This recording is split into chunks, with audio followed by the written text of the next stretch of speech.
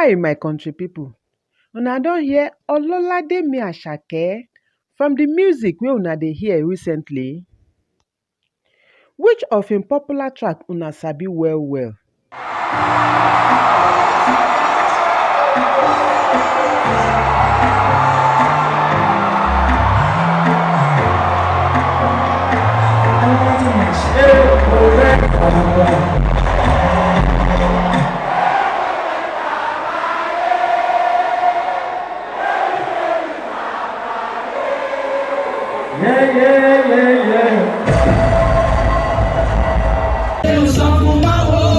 Make una relax and follow me enjoy dis gist.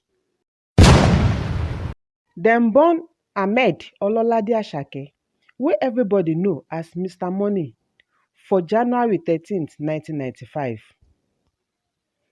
He received im Bachelor of Arts degree from the Department of Theatre and Performing Arts at Obafemi Awolowo University, Ile-Ife, Osun State.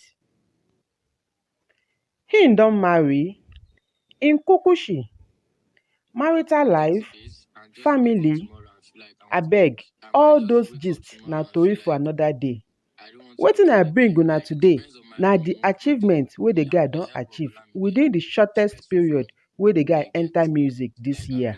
Everything has been going fine. Everything has been going as planned, and they amaze me. The first one, im set new Apple Music Africa record.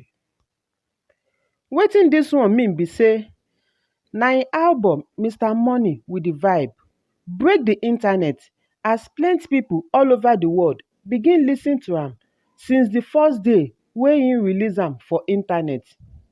Dis record, according to wetin Apple talk, never happen for any African music wey dem don dey stream in the past.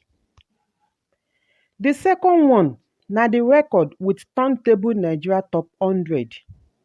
As the guy music popular reach, 7 of im songs wey include Terminator, Organize and Dupe enter top 10 position in the history of turntable charts. Another one na Apple Music Nigeria Top 100.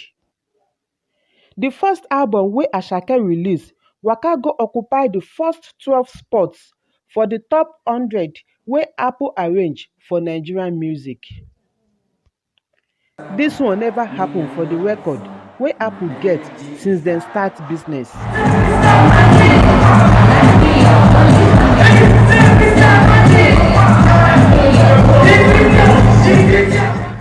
Asake also pocket highest debuting Nigerian album on Billboard 200. Dis one mean say im first album dey totori pipo wey dey lis ten to music in Nigeria sotey the thing come become the top 66th for chart week for September 24 dis year. The thing no stop there o.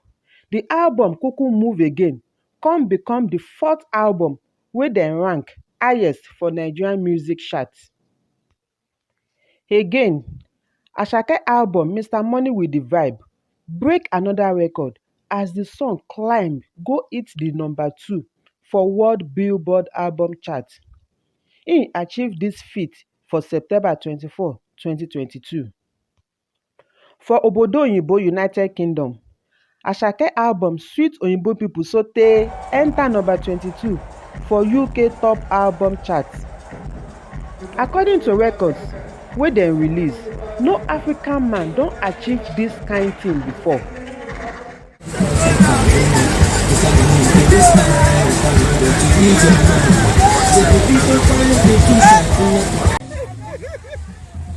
Lastly, Asake album surprise Apple Music again no be small. Im kuku carry the most streamed music for 26 countries in the world.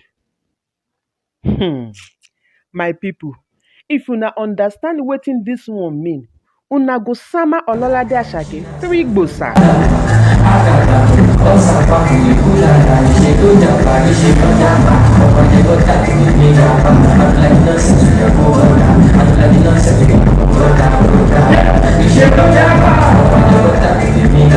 If una gbadun dis gist, make una help us subscribe, like, comment and share so dat we go dey notify una as other gist dey shele. And for my people wey don already subscribe, no forget to turn on your notification bell icon so dat sharparly dem go dey notify you as we dey upload new video.